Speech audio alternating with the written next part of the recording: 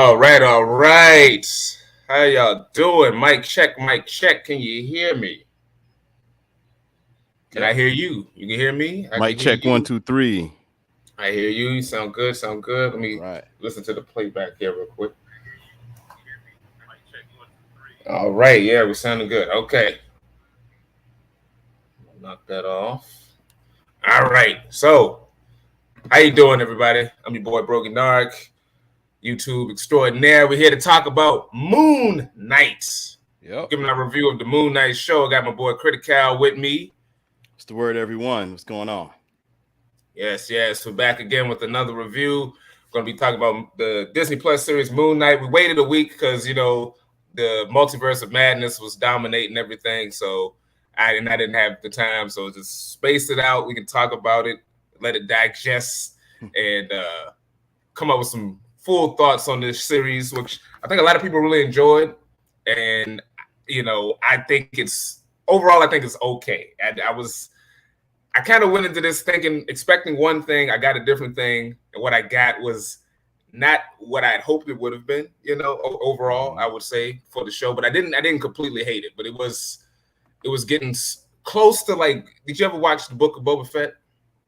I did. I did. Yeah, it was kind of getting close to that. Where it's like, oh, this is not exactly what I wanted it to be, but it got better as it went on. But I we're actually really enjoyed it. Not to get off subject, but that yeah. shocked me. That pulled me in. Oh, Actually, so Book of Boba Fett. yeah. Yeah. All right. Well, we're gonna talk about old Moon Knight. We're gonna go non-spoilers, and then we're gonna go into the spoilers.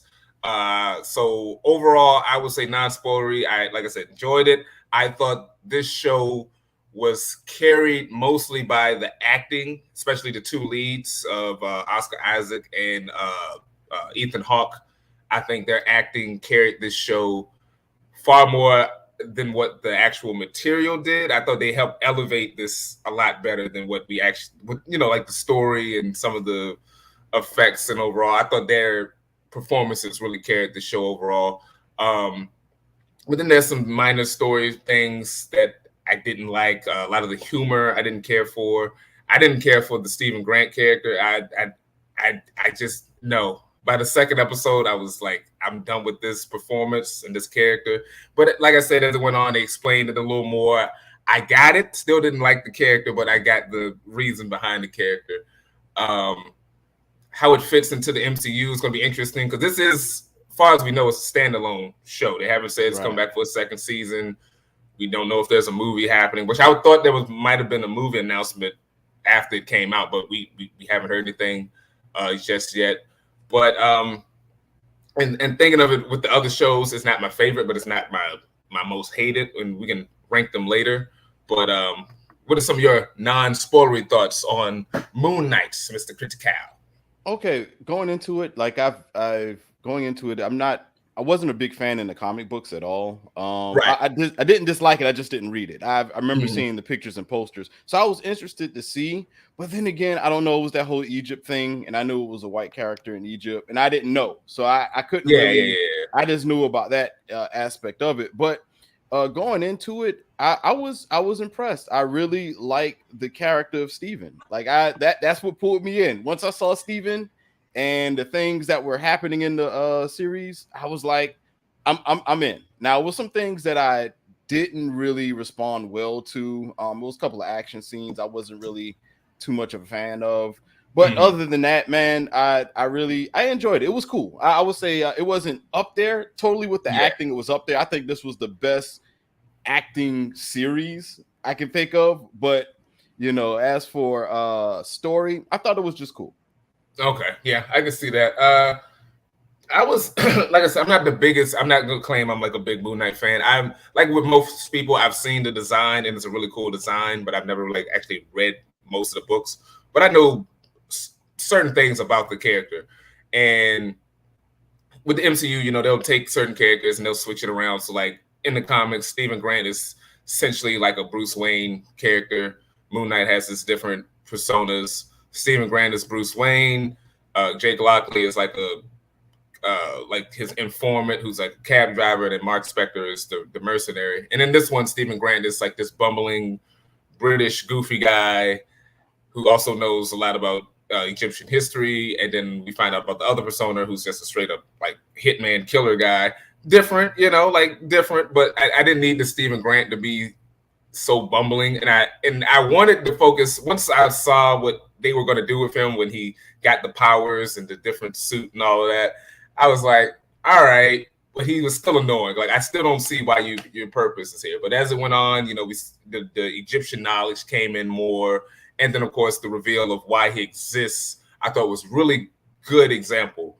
But one of the things that annoys the shit out of me with this show is how I guess it was kind of spoilers, but the character is like mentally traumatized, and you don't know what's real and what's fake. And the show, for like at least a good 3 or 4 episodes, goes out of its way to show you that everything is real. And then by the end of the 4th episode, it tries to trick you into think, oh well, is it real? And I'm like, you've done too much things to establish that this is real. So I don't know why we're waiting this late in the show to make it seem like it's not real. I think that reveal should have been like maybe at the end of the 2nd episode or so, where it's like, is it all in his head type of deal? But I think that was one of the problems for me, was like how some of the story was structured. But for non-spoilery, I guess we can go with a grade. Overall, I would give it what did I give it? A B minus, 7 out of 10. Like I said, not the worst, but still not my favorite. Okay. How was you graded, Critical? I would give it 7 scarabs. I thought it was 7 cool. scarabs. Yeah. I thought it was just cool. With the acting, I probably might want to give it a 7.5 because the acting was like the forefront to me. Oh hell yeah. Hell yeah! That, like I said, like Ethan Hawke, like I haven't watched all of Ethan Hawke's stuff, but like he was killing it. Ethan Hawke is Harrow.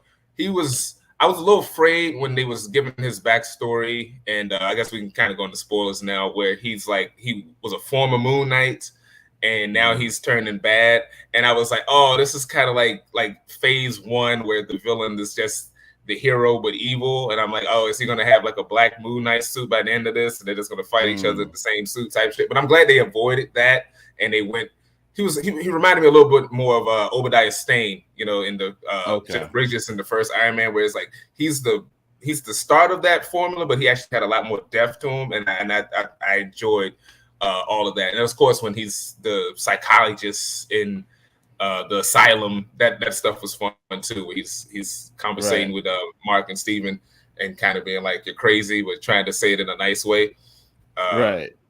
So I dig that type of stuff. But so this is what we was talking about a little bit earlier. We can just do this now. We're gonna do our rankings of the MCU shows. I'm gonna let you go first because I've been talking a lot, so I'm gonna let you go first. Okay, no, you're good. So this is my rankings. So far, Loki's my number 1. Okay. Falcon and Winter Soldier is my number 2. All right. But it's tied. It's tied with What If. Falcon Winter Soldier is tied with What If. Okay. Then I have Wanda that's right behind it. You know what I'm saying? It's right behind it or somewhat connected. Then Hawkeye. I loved Hawkeye. And then I would say Moon Knight. Damn, you got Moon Knight at the bottom. Okay. Yeah. Okay, but it's crazy. not. It wasn't bad. It wasn't like it's at the bottom because it was bad. It's just that it's at the bottom because I thought the other series was that good. And as a matter of fact, I don't know. I might move What If down to the bottom. I think I'm gonna do that. I'm gonna move What If down to the bottom because I felt more from Moon Knight series than I did from What If. It was just some amazing things that happened in What If, don't get me wrong. But it was just that I felt like there were certain key points that the other series did have over What If. Doesn't mean What If was bad. I enjoyed What If, but I'm just going to move it at the bottom. Moon Knight is going to be second to the last to me. Okay, so Moon Knight is kind of at the same place for me. First, I got Falcon and the Winter Soldier. Okay. I really enjoyed most of it. Now, I will say that show has some problems. All the villains was trash. I'll give you that. All the villains was trash. But I really like the dynamic of Sam and Bucky and stuff with Isaiah Bradley and all that. Like all that shit worked for me. So I'll put that at 1. And the action.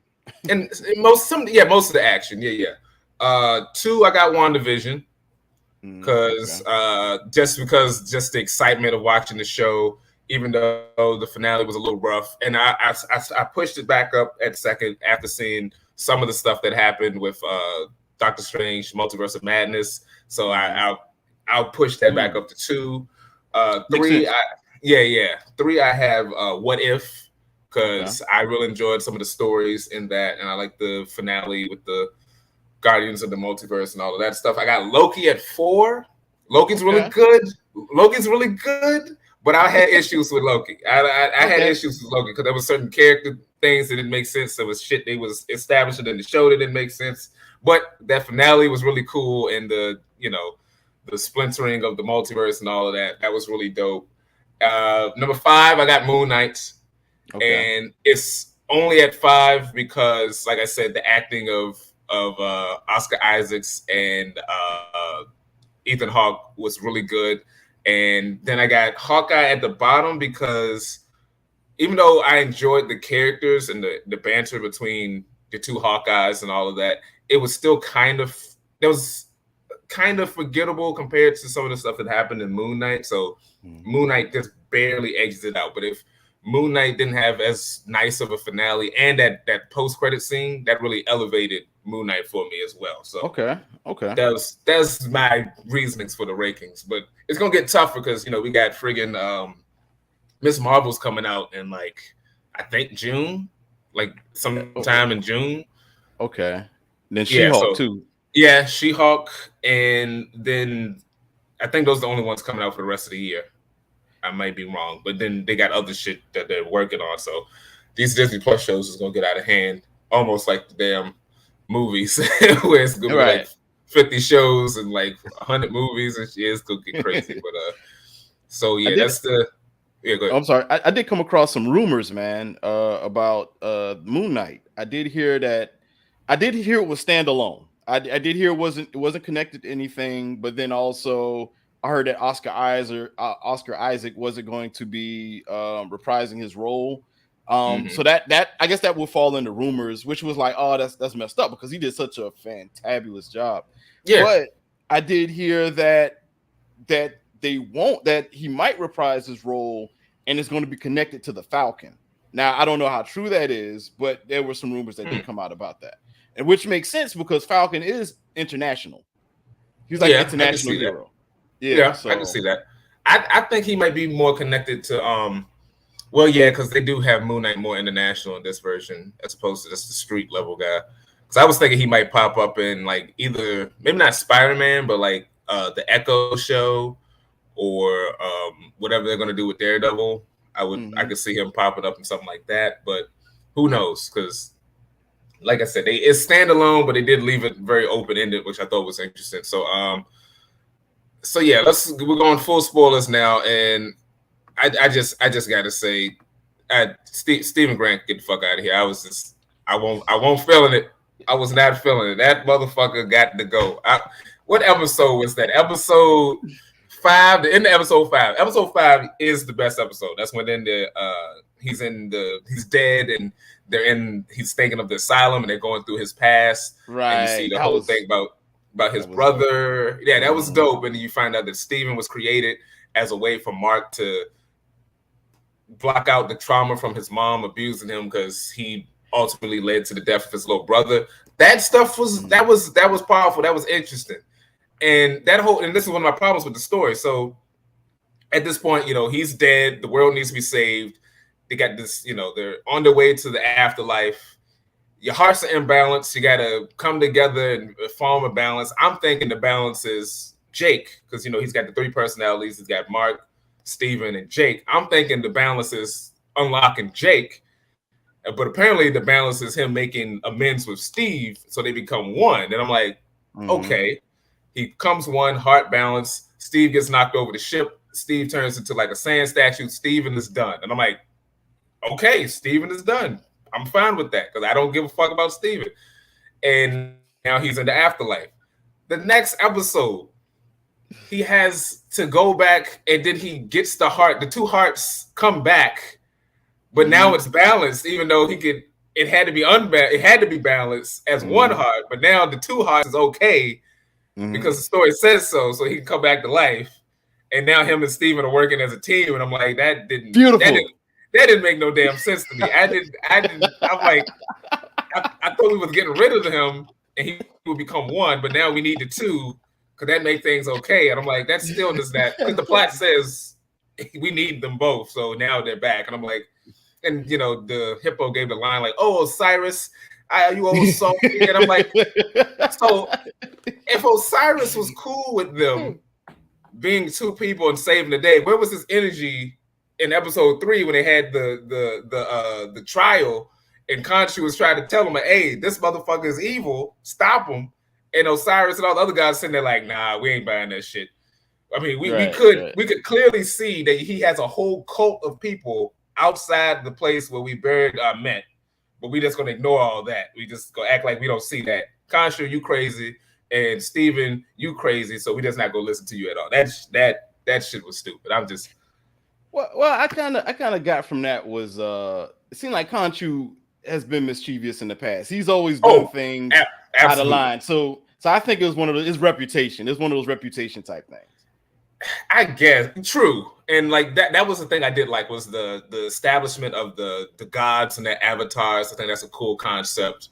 Because if you think about the certain heroes we've seen before avatars, like Black Panther is essentially an avatar of the Panther god Boss. So that can come back to play in other roles, which I think it's going to play. I got a theory it's going to play into the Thor movie, and that's how Jane got her powers. She's an avatar of Thor. That's what I'm thinking.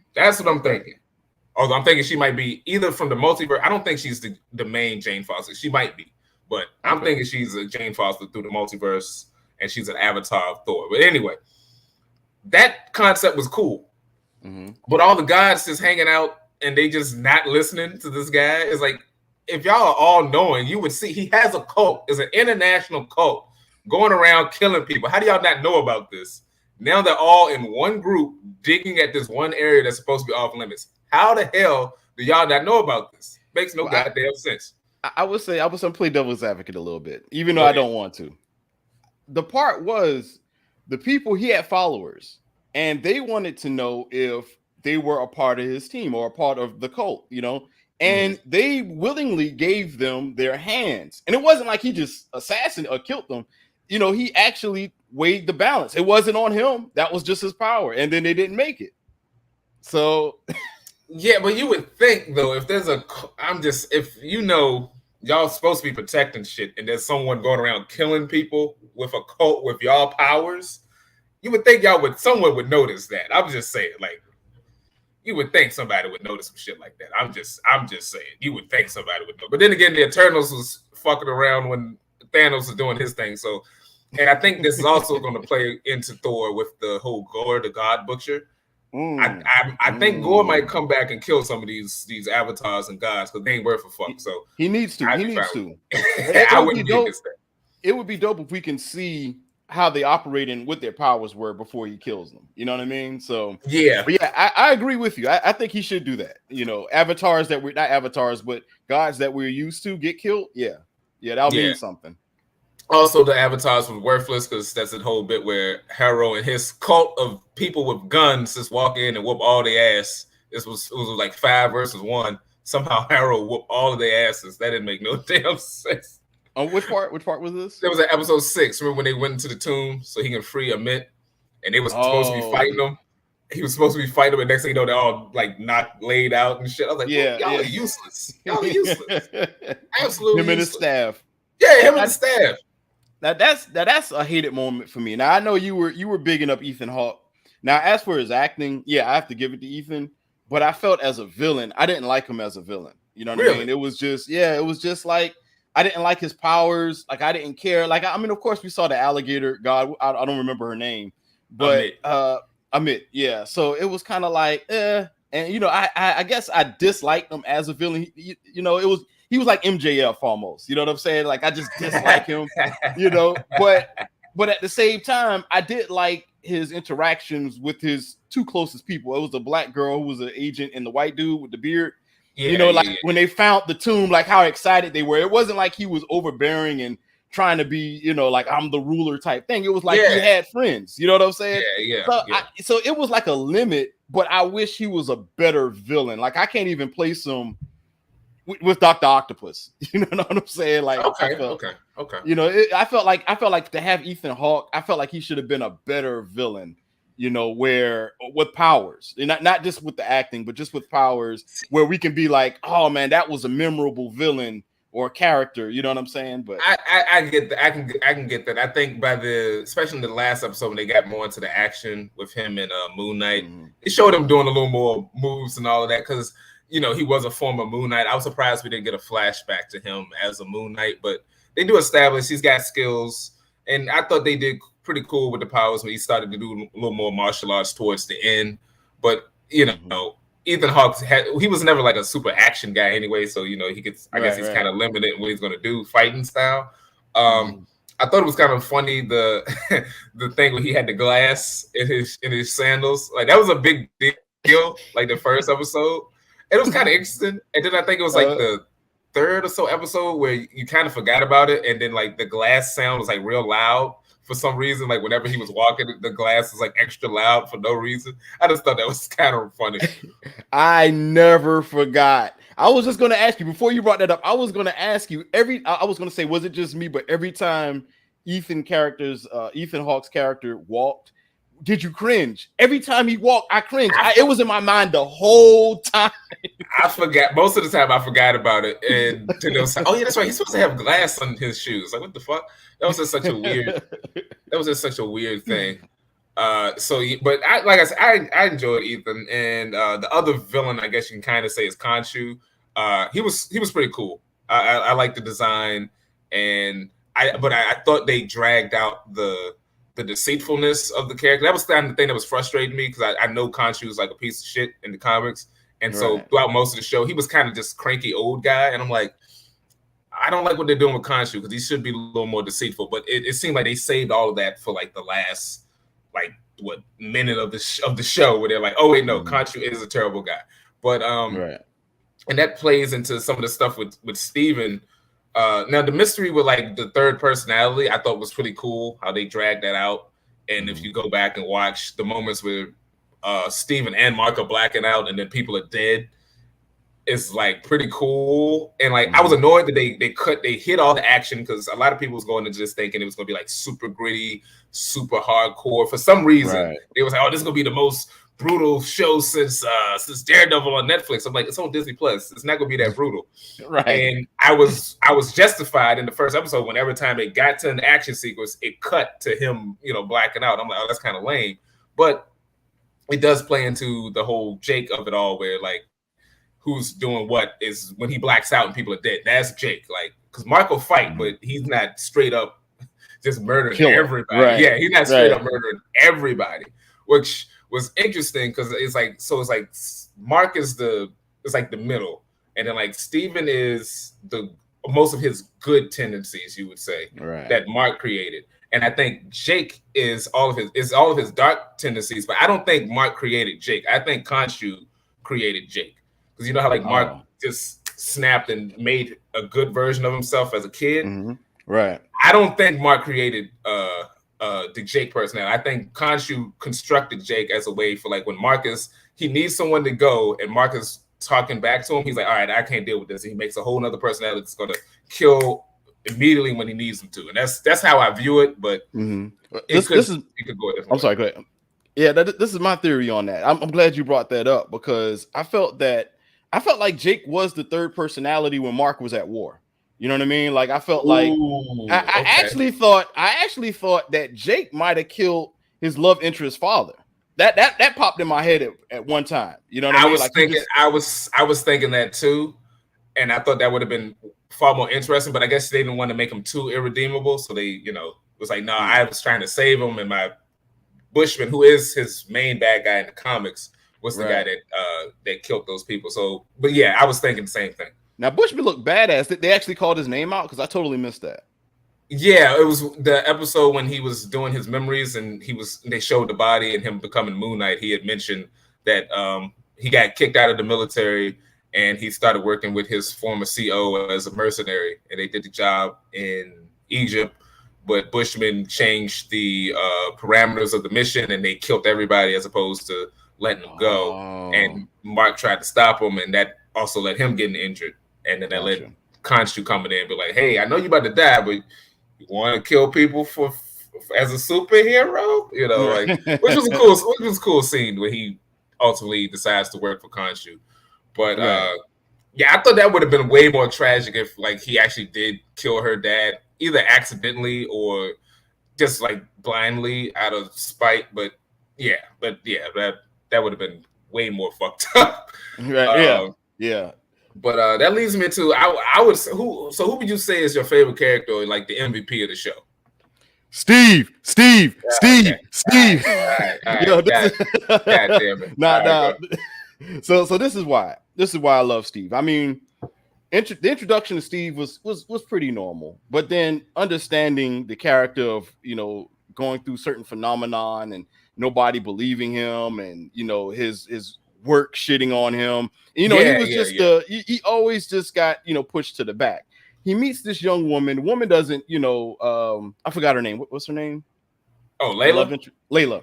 So he meets Layla. Layla's like, like, why are you playing around? This, that, the other. Steve is like, no, this is me. And Layla actually starts to get invested in Steve more than Jake. Like I'm like, yo, Steve Mark. can smash. I'm sorry, Mark. Excuse me. Yeah. And I'm like, yo, Steve can really smash if he wanted to. You know what I'm saying? Like, I mean, of course. Because he imprinted some of like her interests. I'm assuming Mark didn't have that interest, but now that Steve had that interest, they can kind of bond a little more, which I thought was interesting. Those moments where they would talk, and she's like, "Oh, you know this," and then, I get what you're saying. I get what you're saying on that. Man, I love Steve. And then the other thing too, man, like that job made me really feel the movie, the part that it gave me. I don't know if you watch Naruto. Do you watch Naruto?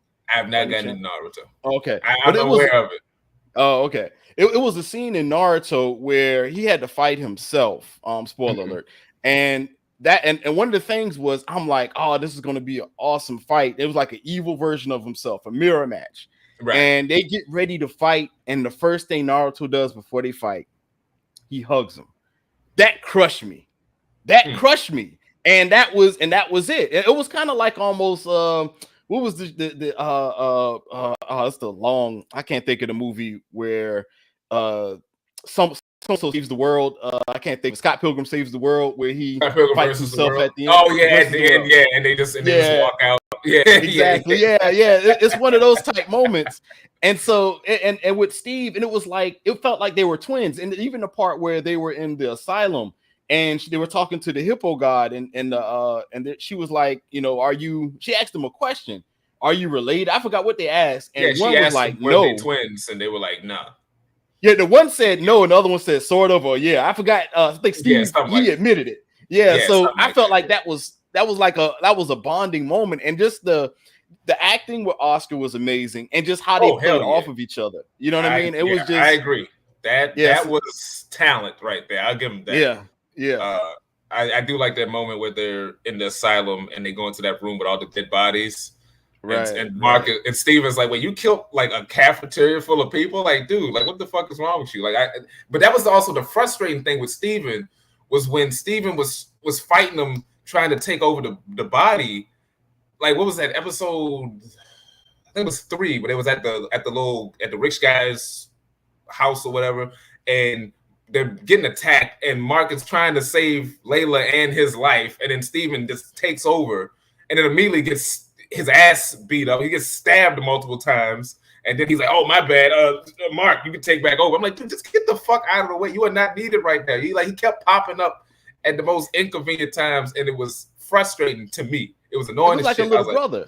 It's like the little brother thing, like the little brother takes the controller on a level that he can't play. And then it's like, because he wants to be like his bigger brother and be cool and take out the villains. The next thing you know, I can't do it here. I get that, but this is a life or death situation. I need you to, you've been quiet you've not been in the way for a good whole day and a half.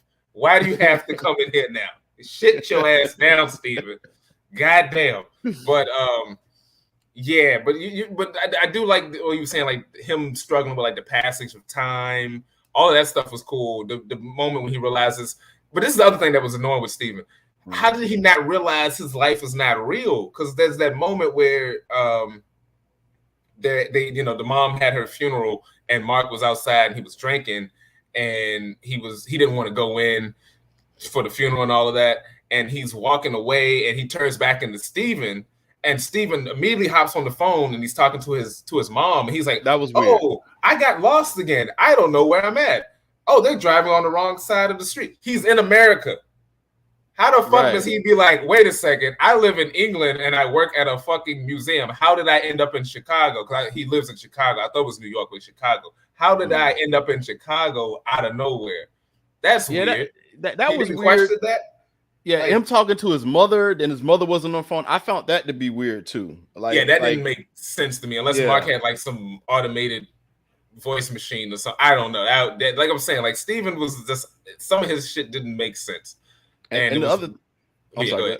Oh no, I was saying the other thing that got me too was when Steven was dealing with his angry mother. Like Mark would leave when his mother would trip, and so then Steven would take over. But my thing is, his mother is already irate. How did Mark? This might be just bad writing. How did Steven not see the evil side of his mother when his mother comes in the room, finally comes in the room yelling at him, but he's now Steven and he's picking up the clothes. Yeah.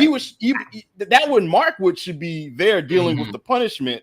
Then when his mother is in a good mood, then that should be Steven. You know what I mean? But I think that was just bad writing. I kind of get I get what you're saying on that one. That was a little iffy. Maybe because Steven, I mean, he's just so delusional, he didn't, I don't know. Maybe that was the point. Like he's getting hit, but he's only thinking of good things at the time. Like I don't quite know how that works. I don't have that disorder, so I don't know if that's realistic or not. Yeah. But yeah, I agree. That was a little odd. But I get the whole. Yeah, you're right. It should have been the opposite, where it's like when it's time to be happy, that's when Steven comes in, as opposed to when shit gets real, Steven comes in and then takes the ass beat. Because then it's like, well, then at that point, Steven's just the whipping boy, and should he be sad as well? But yeah, anyway, I don't know. Like I said, Steven was a frustrating character, and you know the whole Mr. Knight, like the different personalities getting different costumes. I thought that was a cool concept. But I think that's one of the other things I didn't like about the show was the fact that they made the Moon Knight costume like all CGI, which makes it more expensive, which makes it less likely to be seen on the show, which was weird because it's a show called Moon Knight and there's very few moments when he's in the Moon Knight suit. I thought that was a bit frustrating. I could have used more Moon Knight throughout the placement of the shows. It's supposed to let Steven, and even when Mark was doing his thing, the action wasn't that great. So when Mark wasn't really getting into that many fights, so it's like we got rid of Steven, get more action with Mark, and we still didn't get that. It was a little frustrating for me. But the suit looked cool. I will say both of the suits. I'm not gonna lie to you. It went down for me every time they showed Moon Knight. Like every time Moon Knight appeared, some people would have that reaction. I can see that. Yeah, because it was weird. Because I wanted to love it. Like it was just like even when they showed the moon, I guess the crescent moon or whatever, when he he jumped. Yeah, it was cool. It was fighting the jacket. It was like I was trying to force myself to like. I was like, I should be liking this, but I can't. I was into it. See, some people are probably more into the story and less into the superhero shit. I'm there to watch the superheroes do superhero shit. So show the superhero shit. You know what I'm saying? And I didn't like when Steven was fighting the Jackal and he's like making it all goofy. That was funny. I loved it. God damn it. Yo, you're Mark and I'm Steven right now because I love it. Right. I'm like, you be fucking serious right now. Just once. Just be serious once. But I did like when he was with Khonshu and they turned the night sky and all. That was cool. Like that was badass. Yeah. I needed more of that from Steven and less of the oops, I just fell down and now I got stabbed. Oh, Mark saved me bullshit. Like I didn't need all of that. Now that has to relate to the Marvel universe now. Like it should be an Avenger somewhere. Like what the fuck is going on with the sky? You know? That is what I was saying. That's what I'm saying. That was the structure with the show. Is like the show did way too many things where people were reacting to it for them to be like, oh, is it all in his head? It's like, well, clearly not, because other people outside of Mark are reacting to this. Like there's the moment when Khonshu makes the eclipse so he can form get the gods to come together so they can do the trial. It's not just Mark that sees this. The whole world sees this as a fucking eclipse that's out of the blue. That's one.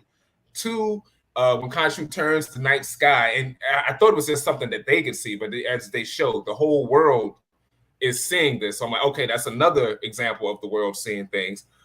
When the Jackal first attack and it was on camera, it was invisible. So they could have played it like he can't see anything. But then that next episode, when he's fighting the jackal and it's bumping into the bus and people are reacting, I'm like, okay, well, so it's something there and other people are seeing this. See what I'm saying? So for it to turn at the end of episode 4 for it to be like, oh, it's all in your head. I'm like, you've gone out of your way to kind of make it not seem like it's in his head. So what is this? And that was a little confusing at the end where he goes back into the asylum. But it seems like that's just like all of a construct in his head of how he deals with. It's like the intersection of Mark and Steven. Instead of meeting up at a diner, they meet up in an asylum where they're being tortured, which is kind of fucked up in his own right. Like that's his own inner like piece is like being locked up in an asylum, which I guess is tragic in its own right. Yeah. But it was this weird that they held on to that so long for it. Oh hey, I didn't see you, AK. My bad. What's up, AK? Still there. AK watching us. Hey AK, how you doing? Just the word AK. Yeah. We talking about Moon Knight. I'm shitting on Stephen Grant. I was not into it. He was into it. Critical. I'm giving Stephen his flowers. He's giving them his flowers. I needed Stephen to stay dead in that damn desert. I was, but Brogi says that he smells like boo boo. I'm giving him flowers. You know. So, but that brings. So yeah. So you got. I went on a whole rant about Stephen. So, but my favorite character was actually Layla. Layla was my favorite character. Okay. When she first came in, I was like, but as the show went on, I was like, Layla's dope. Layla's really fucking dope. Like and the whole tension where it's like, I'm trying to be the best. You know, Steven has all this knowledge because Khonshu was threatening to take Layla to be the next Avatar. And I don't want that to happen. That manipulation I thought was really cool. And give man some slack. No, he's not getting no slack. He's not getting no slack. Steven ain't getting no slack. Give it to him. Getting no slack. We must protect Steven at all costs. Steven ain't getting no. Steven was on my last nerves, man. And when he was gone, I was like, good, we can move past this. And then the next episode, I need you. Like what you just said. Yes. Gonna be, anyway, shit was weird. But I like Layla. Layla was dope. Layla was dope. She held her own. I like that she had an interesting backstory. Like I said, the dynamic between her and Steven and her and Mark and, being his wife. And then her husband may have killed her dad. Like that stuff was interesting. Like, you know what I'm saying? Like that, I thought that stuff was cool. Layla is the real one. I love that she got powers now. Her and Brent. Yes, the whole bit where she later on got her powers, I thought was cool. I like it. Like I said, she could fight. She had to hold her own, but she might have rubbed some people the wrong way. I don't know why, because it's there are female superheroes. But I guess I can see the argument with that. Not the fact that because she's a female, the fact that she's new to the powers. Like Steven, like we saw Steven struggle. You mean yeah, with the power. I was just talking in general, but yeah, with the powers. They showed that she could fight. They established. I mean, she fought the big black dude and she fought the mummy. And she survived both of those. Okay, you're right. I think that shit was dope. Now, if the show could have been more like that episode where they were in the tomb and they were getting chased by the mummy and like the horror, if they could have lent more into that, I would have probably liked the show even more. But that scene was cool with the like. I wanted more mummies. I wanted more weird, creepy shit coming after them as opposed to just hanging out in the asylum, which was good stuff. But I wanted more of the Indiana Jones adventure stuff. New to the powers, but look at what she's been doing since. Yeah, exactly. Yeah, they do establish her dad was training her as well. Yeah, that's a good point too. Okay. Yeah. Okay, because she was about that life basically. Like she's been doing some archaeology, Indiana Jones. Her and Jake. Shit. I mean, not Jake. Her and Mark. Yeah, her and Mark. Yeah. So, but yeah, Layla was dope. The outfit was cool. With the wings and the shield and all of that, like I digged all of that. That shit was dope. Her and Mark working together, her and Steven working together. I thought that shit was cool. There is some conflict that I did come across on the message boards or in the group, not group chats, but just like the group settings, Twitter and stuff. Yeah, they're saying that it's colorism because the original character was a black dude. You know what I'm saying, dark skinned dude, but now. she's light skinned. I don't, and I'm kind of like, I don't care that as a female, but should she have been darker? I mean, she's supposed to represent modern Egypt, and they're sort of light now. Dark-skinned Egyptians over there. They just hide them. That's what I'm saying. They hide them. So I mean, Marvel ain't gonna do but so much. So I was fine with it. And she was a good actress too. Hopefully she'll come back. Mm-hmm. But yeah, I get you saying. See, now if you want to talk about that, okay. So I thought it was odd. Okay. I'm gonna say this right there. I thought it was odd when they brought in the avatars. Okay. There was only one black Egyptian god avatar. I thought that was weird. Just me personally. I did too. I just thought that was weird. There was just one black person as Egyptian god avatar. Okay. I just nobody else is worthy. You have to be of a lighter skin to be worthy, And I just thought that was a little odd. I just thought that was a little odd. I was like, just one, like these are the Egyptian gods. Like y'all was there back in the day. I'm just saying, but all right, we just got one. All right. I just okay. But anyway, I mean, we want to go there. I just thought it was a little random. I'm just saying. Yeah. Technically not weird though. That weird. I mean, if it was Asian, I'm saying this was like Japanese gods, and they only had one Asian god, and everybody else was something else. I thought that would have been just a little weird, but okay. Right. I'm just saying. All the other guys was locked up. They had 12 of them locked up. So that's true. I don't know. That's true. I mean, they killed in the background. That's right. Yeah, that's right, AK.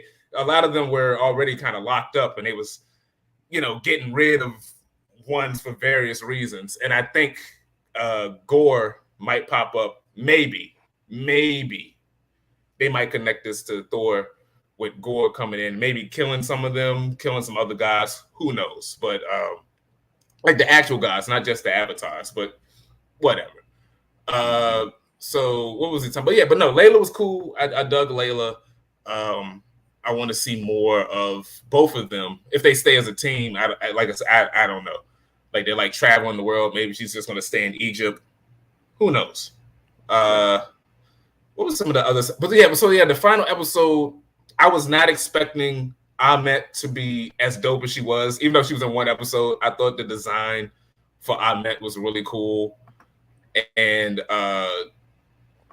I also thought like her powers, like the way she looked with the tail, it was like a big ass braid. I thought that was cool. The fact that her and Khonshu were like giant kaiju fighting, I was not expecting the kaiju fight. I love a big kaiju fight, so I was a little disappointed with that. I dug all of that. I was like, well, damn, like that's dope. Okay, like I've been waiting for some good action and like her and Khonshu fighting and shit in the background. I don't see that in Ant-Man. Save it for Ant-Man. I guess. I'm just messing around. If you watch RJ, you how I felt about Met and Tywin. I did see some of that. Yeah. They were dope. I like both of all of the gods' designs. I thought were pretty cool. Mm-hmm. But Met was dope, and I did like because I thought they were going to do the turn where that Haro isn't technically worthy because he's killed before himself, and I thought she was going to disown him. But I like the fact that she's like, no, you're loyal. I'm going to use you because I tried it the other way. It didn't work. So I like that they circumvented that because I thought that was going to be his undoing, that he was going to work this hard to get to this, and then she would screw him over. But I like that she was willing to work with him. So, they have that superhero fight, and they're not supposed to be thick like that, but I approve. You know what? I ain't gonna lie. I met like Tyrett was cool, but when I met was like strutting around, I was like, yo, these animators really went out of their way to make I met thick as hell. I don't know what's going on, but I agree. I was watching, I was like, well, they really worked overboard with this one, but I totally missed that. How did I miss that? Hey, watch it again. I was looking at Layla, but I totally missed the guys. No, look at I met when she was talking to Haro and shit. It was the way they had her. She was like strutting. It was kind of like they knew what they was doing. I was like, all right, y'all know what y'all doing. But it was kind of interesting. But what was it? So yeah, they get into the fighting and. How you miss it? I don't know how he won't pay attention. He won't listen. he won't listen when he watched it. I agree. He won't listen. He won't watch it for real, for real. But I do remember her walking around, but I think I was like, dang man, why are they like kaijus? I think I was mad in my head. But now I'm gonna rewatch it. Yeah, check back at it. But yeah, so they're fighting. Layla saves some ladies, and she has her hero moment, which I thought was nice. Some people tried to turn that into a thing for some reason. But the moment where like Haru was beating the hell out of Mark, he was about to whoop Mark's ass, and then Mark snaps, and then he wakes up, and everybody's dead except for Haru. Like I thought Haru was dead, but he was just knocked out. And Layla saw the whole thing, and Layla was like, "Yo, what the hell was that?" And I'm like, "Okay, so finally someone saw what happened. Don't tell us what happened, but they actually saw what went down, and they could tell there was, a difference." Mm-hmm. I thought it was interesting. So they take Harold back. They do the ritual, but before they finish it, I think it was Mark made a deal. Mark and Steven made a deal with Khonshu that after we take out Harold, you'll free us from our Spirit of Vengeance contract. So they're about to. They had to figure out where to put Amit, because they didn't put her back into the little statue. I think they put her into Harold. So Harold now has Amit connected to him, and then Khonshu wanted him to kill him, but he's like, "Look, I just finished this. I'm not killing him. I'm done with all this killing stuff." Well, he was going to, but Layla told him like, "Hey, no, you can make your own decision," which I thought was, character growth. He's like, "You know what? Yeah, the hero route. Yeah, go the hero route." Which at first I was like, "Just kill him. You've been killing people this whole show. Why are we making a difference now? What's one more person at this point?" That's how I was feeling. Maybe I'm wrong. I don't know. I'm just saying. You've been killing people your whole life. What's one more person at this point? Like, just get him out of here. Then stop. But whatever. He makes his decision, and that's the end of the show. And then they do this bullshit where he wakes back in the asylum. And I was like, what do we do? Like that just kind of fell flat for me. Yeah, that fell flat for me. Because I'm like, all right, what the hell are we doing? Why is he back in the asylum? Why are we trying to make this like it wasn't real? But then they kind of hint that like, no, this is just, Mark's way of processing the duality of him and Steven. And he's like, I'm just going to be a superhero, which didn't make sense because I thought releasing him from the contract gave back his powers. So maybe I like that was a little weird when he's like, I'm just going to be a superhero. So I'm like, do you still have your powers or did you not give up your powers? Like, what's going on? And then the show ends and I'm just like, all right, that was weird. This post-credit scene, I know there's a post-credit scene. This post-credit scene better be lit. And then it gets to the Jake bit, and that shit was awesome. It was cool. That Jake scene was really fucking dope. I love that scene. That scene really pushed it to the edge. How did you feel about the reveal of Jake and all of that stuff? Well, this is the thing. It wasn't actually the reveal. Like a lot of people missed. They showed Jake earlier on. I mean, minus when he was in the tomb trying to get out. Not including that. But it was a scene when he was talking when Ethan Hawke's character was the psychiatrist. I know what you're gonna bring up, but it was when he snapped and he was about to stab him. That's what you're talking about, right? And his nose was bloody. Yeah, but the director, I saw on the Twitter, someone asked the director, was that Jake? He said no. And really? He said no, that was not Jake. And going back and rewatching the director, he said that was not Jake. And rewatching it, he's right, because that wasn't Jake. That was still Mark. And it's because when we see Jake, he's only speaking Spanish. And I don't think Jake, maybe he knows English, but Jake, when we see him, he's only speaking Spanish. And right, because the taxi cab driver said something about that. He said 1 minute you speak English, 1 minute, so exactly. I saw that when he was like, "Wait, you were acting like a foreigner, now you speak my language." So it's like that was not Jake. That was just, I think that was like Oscar Isaac's having like a Tom Hardy moment, and his voice just was sounding weird. So where did the bandages come from? Because like he wasn't beat up or anything. That's the thing that threw me off.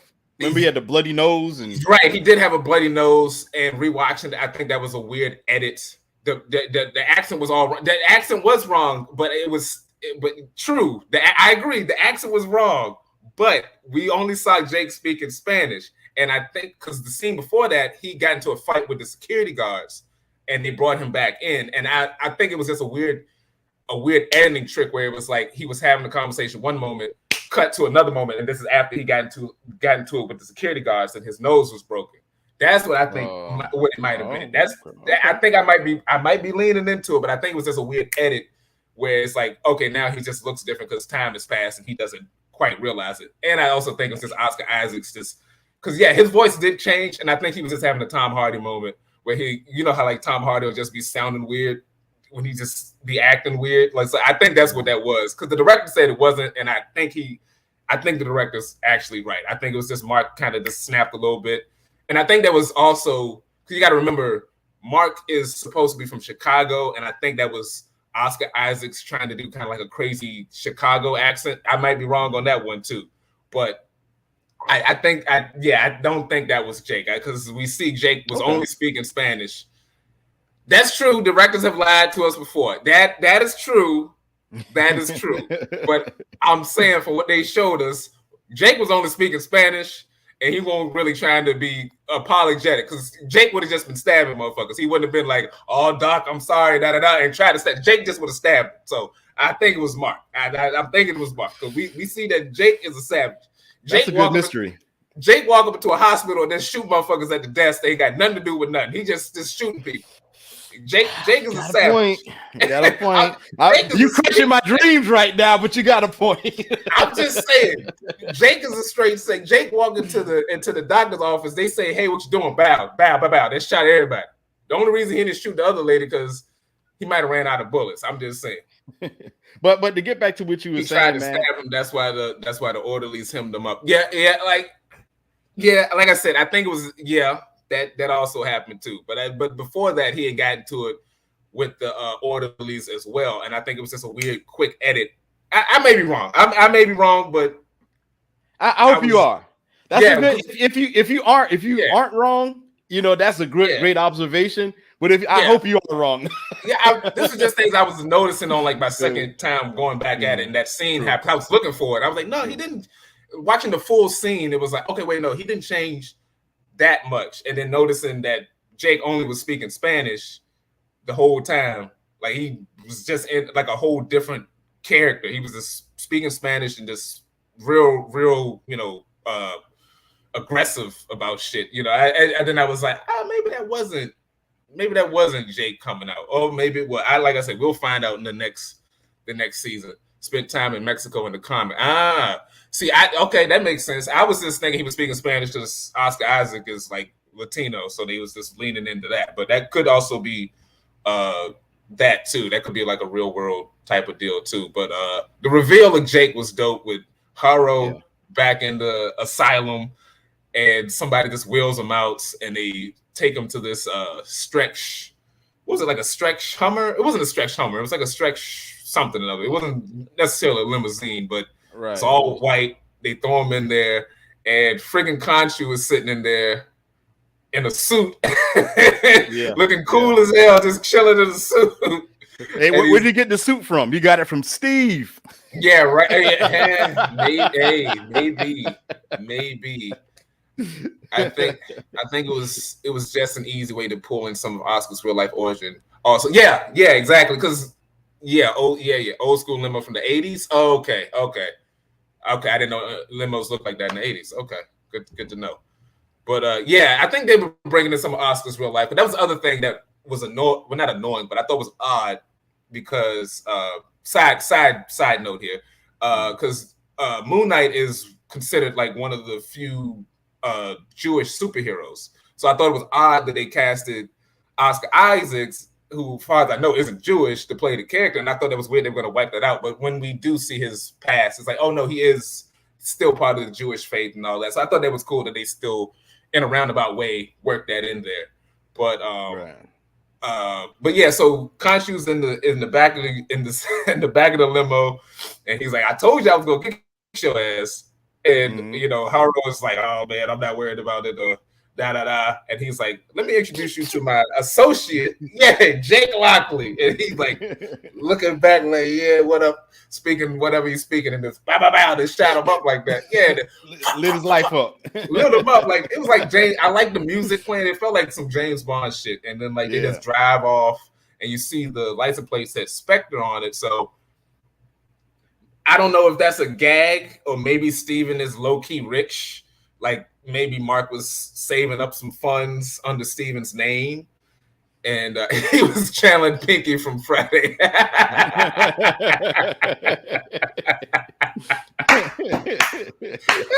He was on some pimp shit. It was crazy. I mean, he is a pimp. Like he's literally pimping. Khonshu's a pimp. He's pimping Mark Spector. Yes, Mark is getting pimped. And I like that at the end, it's like, no, Khonshu cannot be trusted. Khonshu is a piece of shit. The tragedy is Mark is still has no control over his life. He thinks he does, but Khonshu is really manipulating this guy. And I thought that was cool. I have a question. So my thing is, if Mark and also Steven now are like, they know they're married to Layla. Layla, yeah. Why don't they live with her now? Like, why are they still like in a single apartment chained to the bed? Like, Layla should be in the bed with you, right? I get that argument. I see that argument. Don't worry about it until the next whatever we do. I don't think they thought that one out too far. But that's a good question. We'll be double teaming. This is the only time I would ever run a train in my life. It's me and myself. Even after the BSMS still came out with the soft, sexy talk. Yeah, for y'all at Khonshu. Yeah, that's true. But that's a good point. That's a good point. We're working together as a team at the end, maybe because she didn't want the divorce. It was that was pushing for the divorce. You couldn't make that argument that maybe they would have got back together, but I could also see maybe not because that's a whole lot of with one nature. Husband is two different personalities. It'd be a thrill for her though. Like, she gets the action side from Mark, and the push away side, and then the actual intellectual side from Steven, where where he's probably a little clingy. Then when he gets too clingy, he turns into Mark and he pushes her away. That's a dream man for that's hella toxic. I don't know. That's hella toxic. I'll let the writers come up with something for that one. But I think that would be a very interesting dynamic, especially for the MCU, for a relationship like that. So they'll figure it out whenever he pops up. Like I said, you know what? That's the other thing. I said earlier he might pop up in Daredevil. He could pop up in Blade, whatever's going on with Blade. Because remember at the end of Eternals, Blade was pulling up on Black Knight. Black Knight, yeah. Yeah, so he could, and there's there's the whole Midnight Sun team that I guess everybody's a fan of Midnight Suns because they just heard about Midnight Suns. Not a good look critical. Oh man. But like I said, that's hella toxic. Yeah, that's hella toxic. I don't see Layla petting up with that for too much longer because she didn't even want to pet up with Khonshu. So once she finds out that that's actually a good idea. Because once she finds out that Khonshu is still involved with Mark, she's definitely gonna try to help him. But maybe Mark and Steven continues to push her away because they can't get away from Khonshu. They can't I guess provide a good life for her and for him and Layla. So that can go in a number of ways, you know what I'm saying? That can go in a number of ways. I don't know how they go work that out. But there's so many open-ended. I seriously thought we was gonna get a movie announcement, and the year's not over. We can still get a movie announcement because it's kind of odd you would hire Oscar Isaac and not bring him back. But then again, he was in the Star Wars movies, and we know how that went, where he was wasted in those. So maybe he doesn't want to immediately hop back into like a actual like franchise or anything like that. But I don't. I do kind of see where you're coming from in that because I feel like he probably doesn't want to get tied down because you hear about the Olsen, not the Olsen twin. I can't think of her first name. Olsen, Scarlet Witch. Scarlet Witch. Elizabeth Olsen. I heard that she's a little bit upset about being tied down to Marvel. Like she's speaking out, against having to turn down roles and stuff like Yeah. that. So it might be something that Oscar's trying to avoid, Yeah, because he did it with he was in the X-Men movie, he was in Star Wars, he was in Dune, but like his character was I don't know if his character's coming back for Dune, but that's only 2 movies. So yeah, I mean, even Chris Evans had the same thing where he wanted to leave so he could be a director, and then he kind of came back for a little bit, but now he's sort of free. It's one of those things. It's like you can be attached to this machine, but you're gonna constantly, you're gonna make some money, or you can, risk it on your own. That's up to the actors, what direction they want to go in. But I do think we're getting. You're gonna bring Oscar Isaac back. You're not gonna let that. You're not gonna let Oscar Isaac slip through your fingers. All right. Probably he'll be back in the MCU. Probably another season first, but will definitely be in the movie soon. Yeah, he's got to be in the movie. That's yeah.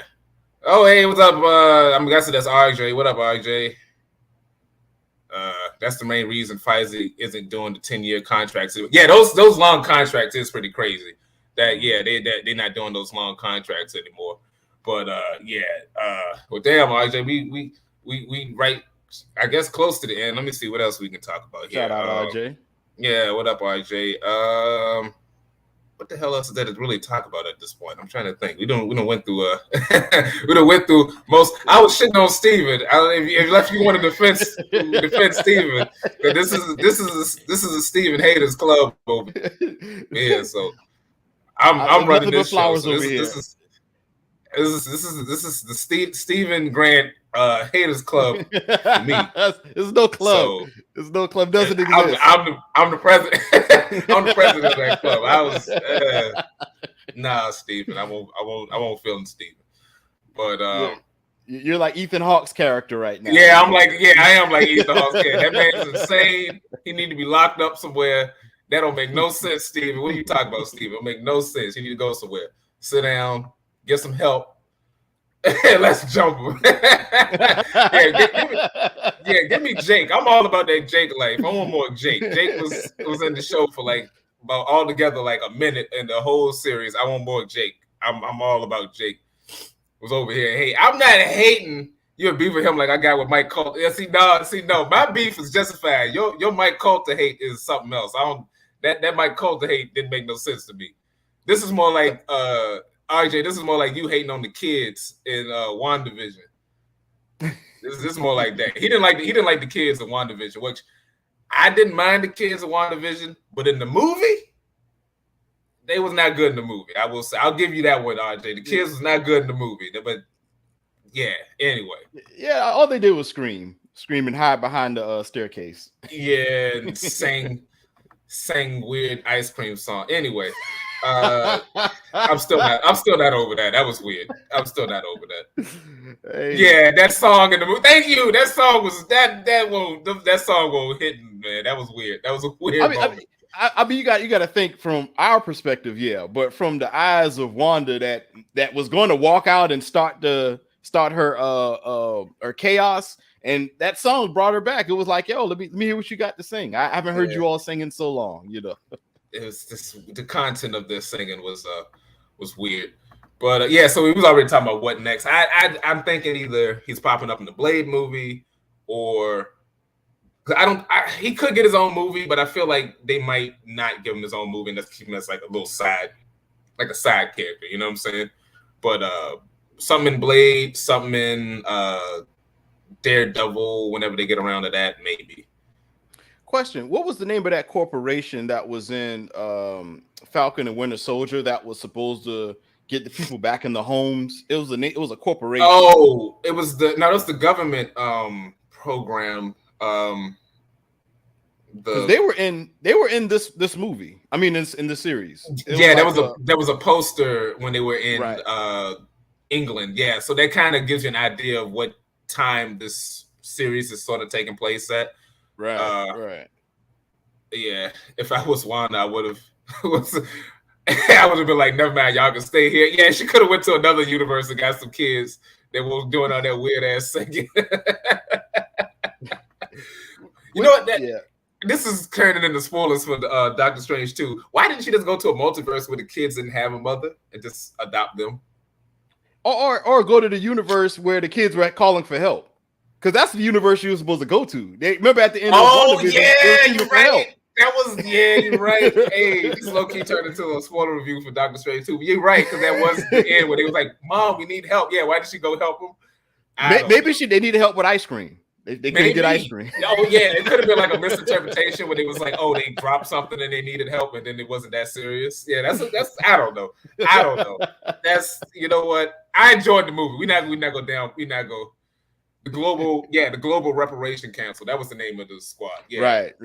Yeah. Good. So it basically tells you what time period that this show is in. Because that was confusing. The first episode gave you no hints to what where anything was happening, which I think is one of the not drawbacks, but it's one of those things that Marvel Projects has to keep up with now. It's like establishing when these events are taking place, you know, right? And that's just going to get more and more crowded the more they do stuff. So with me, it's two things that going forward, the MCU needs to talk about. They need to talk about why the sky started moving when Khonshu was moving the sky. And they also got to talk about that big hand that's sticking out of the ocean on Eternals. They got two things they got to talk about. That's a good. I was watching someone stream and they was pointing out they still have not brought that up. That's true. That is a big Are we going to talk about the giant hand peeking out of the the North Pole or something? Right. That's a good point. They need to comment on that. No one's commenting on that. That's definitely needs to be brought up. I don't know when they're gonna bring that up, but you're right. That needs to be brought up. That might be maybe She-Hulk, and they'll be just in the background on the news or something. Right. Yes, Eternals. It's like nobody's gonna mention that in the MCU. Yeah, as much as I love that movie, yeah, they need to. That was such a big deal. It's you got to talk about that. Can you remember when the MCU was starting and no one would shut the hell up about the Hulk, about the green guy in New York? Right. This is kind of like that. Hey, what about that giant statue in the North Pole? No one's, not a single soul has mentioned that. That is weird. I must agree. Yeah. What did AK say? She was impatient. She didn't have time for that.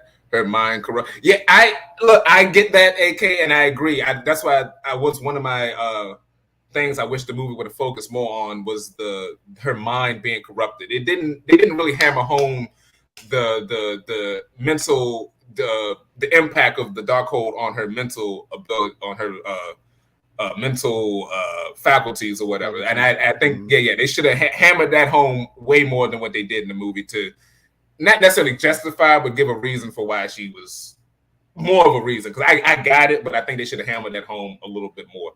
I don't want to make this. I definitely don't want to make this a spoiler for Doctor Strange. But I did have a question I was so confused about. Can I ask it, or should I ask you offline? Go ahead and ask. The movie's out. All right. Okay. Spoiler alert. Okay.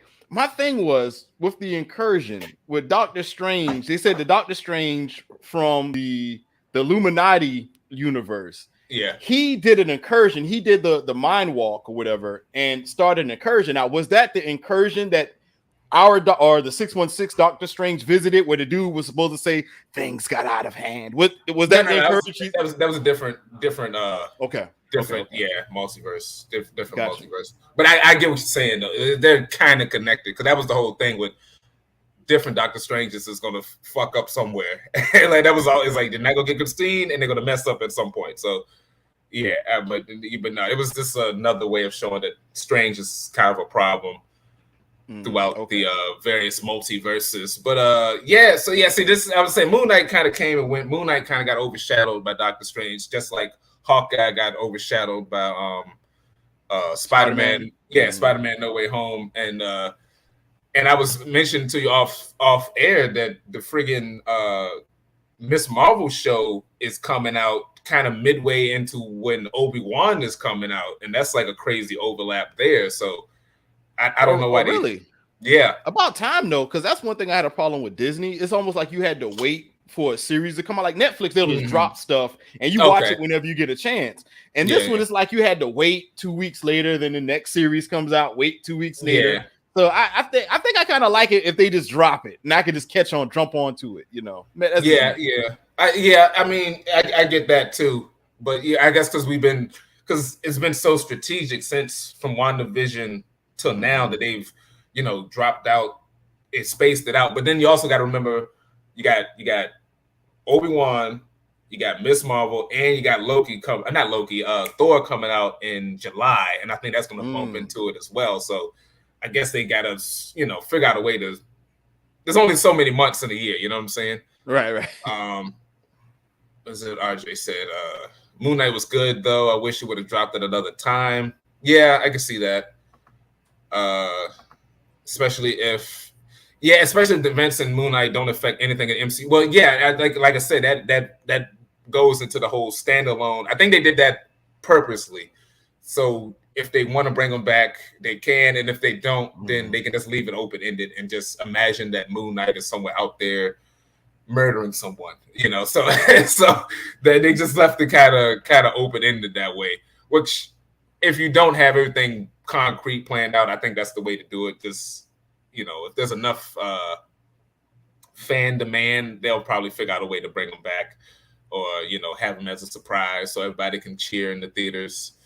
You know how Marvel do. You know how they do their stuff.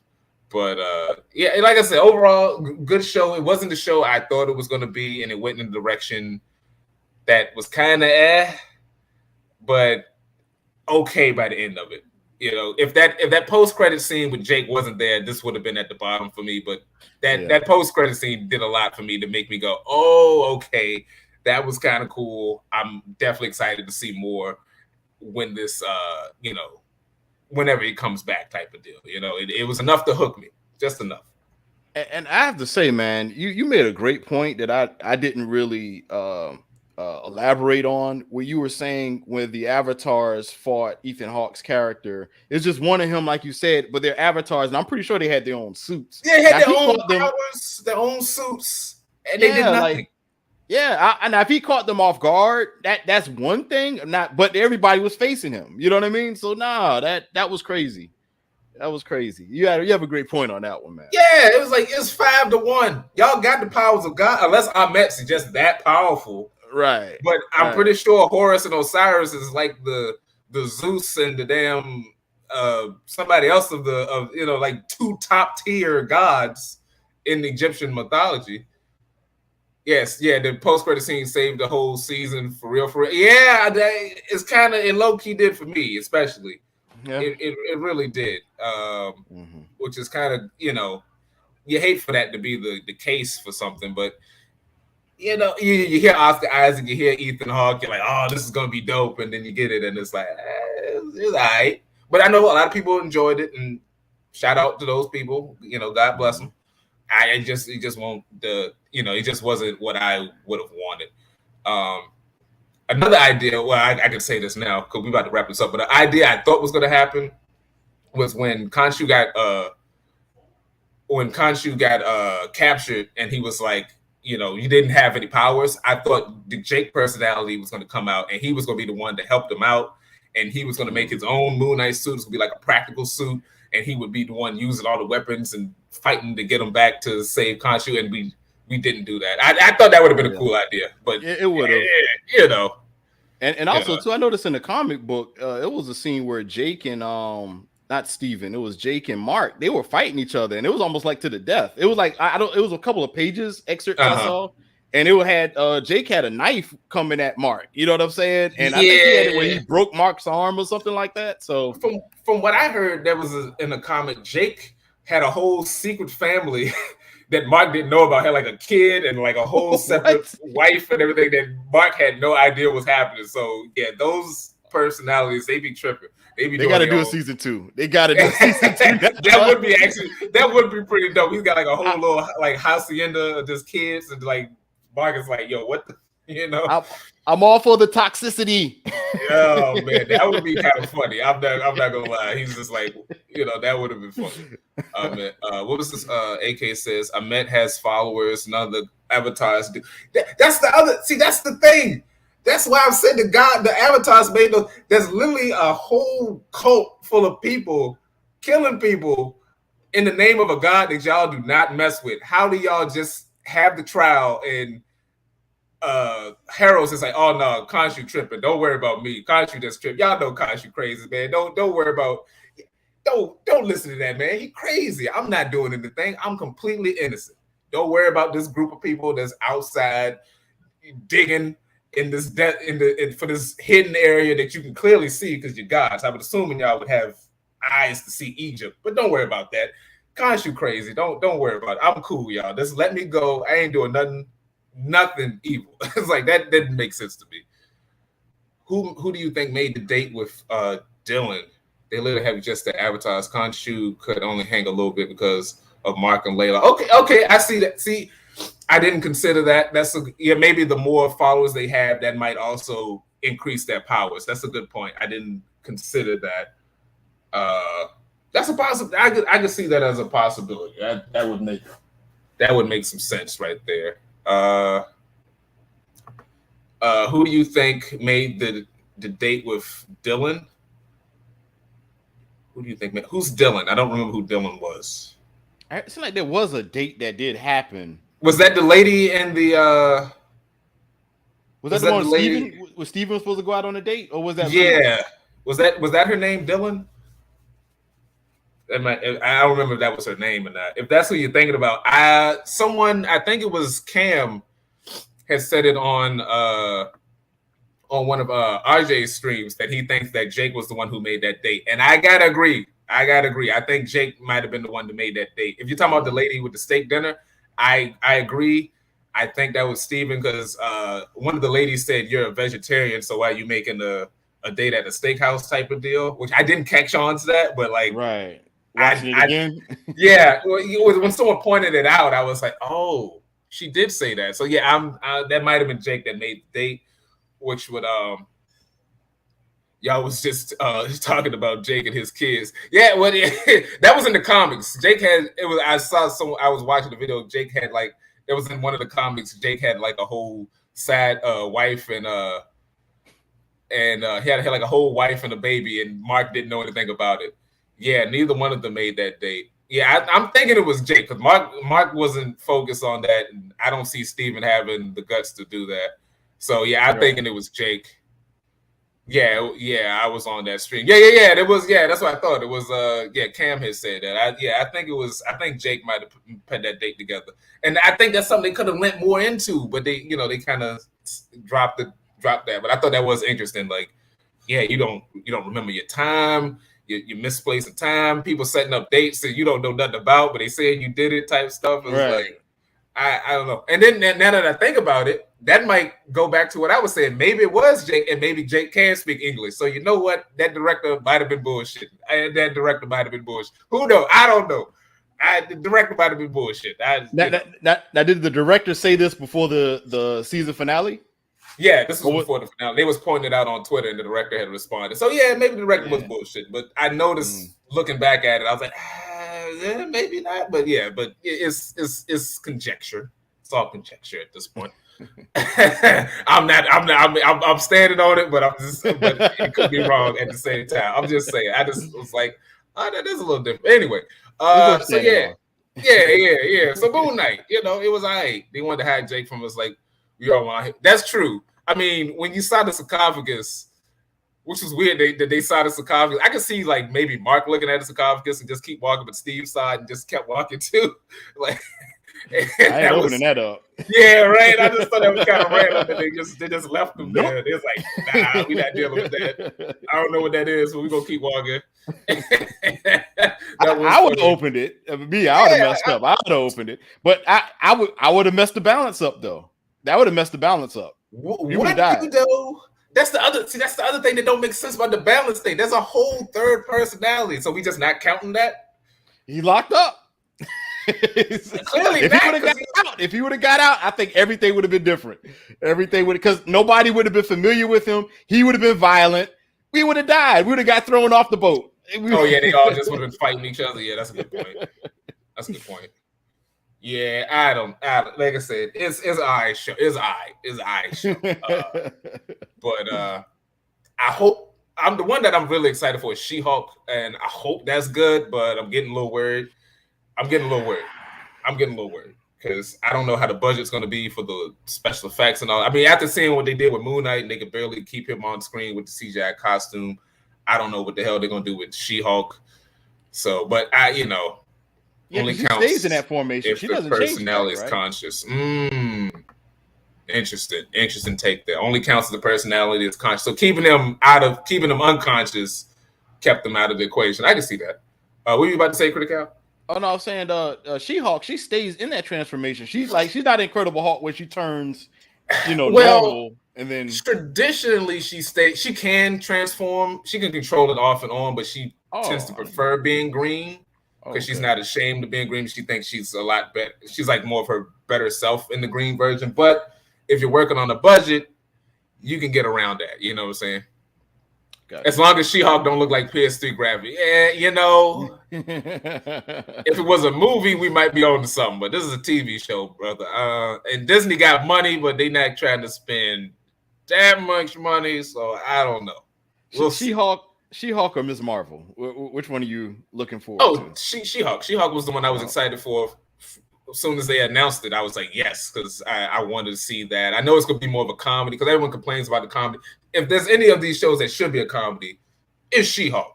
And I'm just trying to see how much they're going to lean into that. Also, we might, Daredevil allegedly, or Matt Murdock is supposed to be in it. So I want to see him. The same thing. Yeah. Yeah, I want to see him. Ruffalo's coming back. So we might get some Hulk stuff. I think Tim Roth is supposed to be coming back as Abomination. Yeah, she's about showing her sexy. Yeah, that's the thing with She-Hulk. She likes to show off her physicality. She's not afraid of showing that off. So we'll see how that's going to work out in the actual show. And we also don't know because this is going to be more of a legal drama. It's going to be more of a spy thing. I don't know. And friggin' whatchamacallit died, so he's not going to be in the show unless they filmed it. The guy that played Thunderbolt Ross. Yeah, what's that actor's name? Will Hurt. He died too. So I don't know if they're gonna recast him or what. So it's gonna be odd to see what they're gonna do with that. Kind of like what happened with Moon Knight. The guy that played in the show, he was like that random rich guy. He passed away too, not too long after the show was finished. So there's always those those weird things that those happen. Right. But that's overall. Like I said, I gave it a B. What I gave it a B minus, 7 out of 10. Not the worst, definitely not the best. Was hoping for more, but it was okay-ish. I've said that like 8 times now, so we can just go ahead and wrap this up. Thank y'all for watching, and Critical, let the people know where they can find you. Yes, you can find me. You can Google me. I'll be found on any type of podcasting sites at Critical Blue Reviews, Critical with a K. You can hit me up at Critical Blue Reviews on Instagram, Twitter, or just Critical Blue on Facebook. Critical with a K. There you go. And thanks for watching. Thanks for listening. The people watching the playback, your boy Brogi Naric. You can find me on YouTube, Instagram, Twitter, and TikTok with Brogi Naric. And thanks for watching. For y'all in the chat, thanks for coming through, AK and RJ and everybody else. 7 is fair. Yeah, 7 is fair. 7 is fair. That's a fair grade. I've been seeing people hooting and hollering like 10s and that. I knew something was weird. Look, I'm gonna be honest. I knew something was weird when the first episode dropped, and everybody was like, "Oh, that's the best episode of any of them." I'm like, no. Moon Knight was in like the last 30 seconds. I know y'all not telling me this is the best episode, the best first episode. Y'all not about to sit here and cap like that on the end. It was weird. It was weird. But yeah, I'm about to wrap this up. I'm gonna go on another 30 minutes talking about goddamn Steven. So yeah, that's the show. That's the show. Thanks for watching, and stay tuned for more.